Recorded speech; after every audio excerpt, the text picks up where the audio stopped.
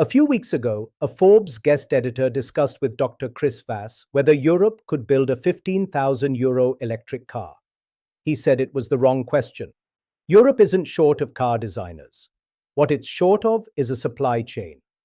A cheap, small car is how a region builds scale, deepens its supplier base, and brings battery costs down.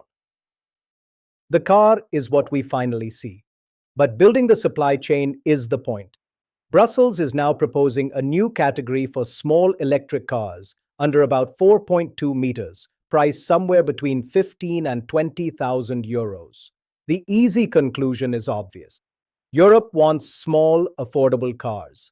India builds small, affordable cars.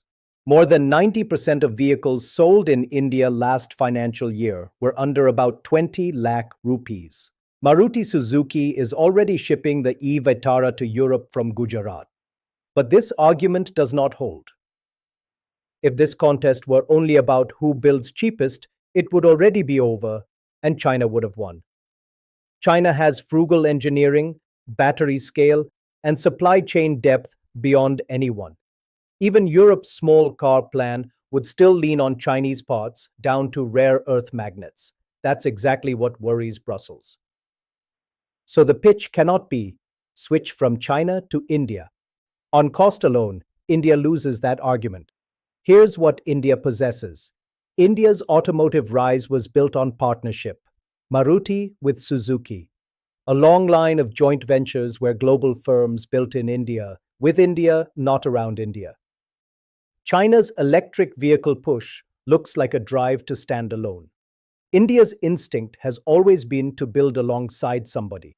For a Europe whose entire small car project is a hedge against dependence on one country, a partner willing to co-develop, localize, and share is worth more than the cheapest quote in the room. Let's be honest about the gap. On battery cells, power electronics, and critical minerals, India is not ahead of Europe, let alone China. Both economies still depend on Chinese supply. That shared weakness is what makes this partnership sensible rather than sentimental. The India-EU trade agreement will bring component tariffs down to zero over 5 to 10 years.